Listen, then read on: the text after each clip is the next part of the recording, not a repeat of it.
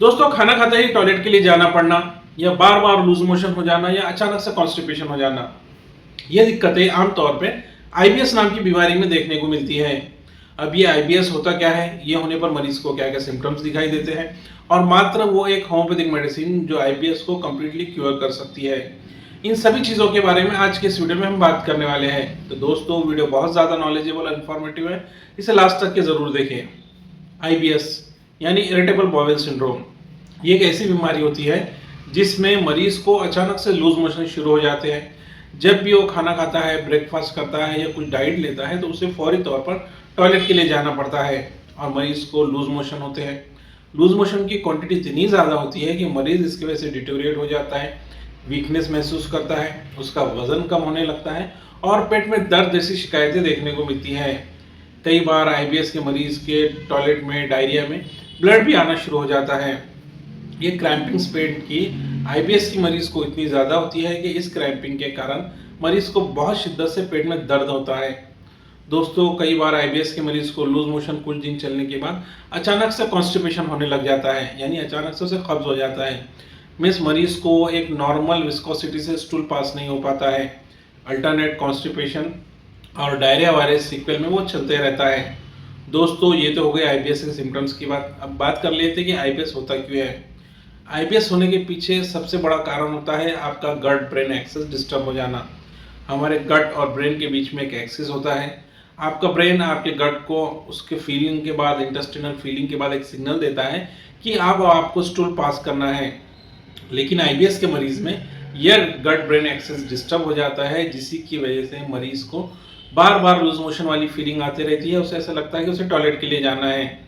वहीं कई बार इंटेस्टाइन के अंदर मौजूद माइक्रो ऑर्गेनिज्म और माइक्रोब्स में डिस्टर्बेंस के कारण भी आईबीएस हो जाता है। वहीं कई ऐसी पर्सनैलिटी जो बहुत ज़्यादा चिड़चिड़े मिजाज की है या बहुत ज़्यादा स्ट्रेस लेती है, उन्हें भी आईबीएस होने की बहुत ज़्यादा चांसेस होते हैं। या स्ट्रेस वाले लोगों को आईबीएस ट्रिगर भी कर देता है।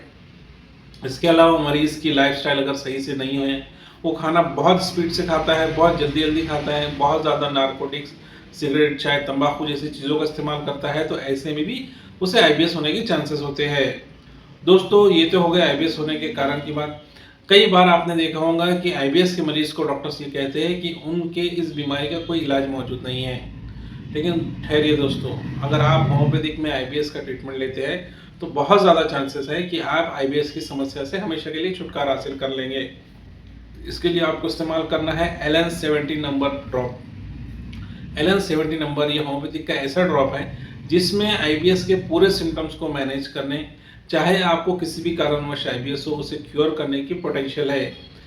LN70 में मौजूद अलग अलग इंग्रेडिएंट्स आपके गट ब्रेन एक्सिस को सही करते हैं, आपके पेट के क्रैम्पिंग्स को ख़त्म करते हैं, आपके लूज मोशन को ख़त्म करते हैं।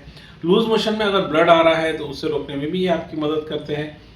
वहीं अचानक से जो कॉन्स्टिपेशन आपको होता है उसे भी सही करने में ये LN70 नंबर ड्रॉप आपको मदद कर सकता है।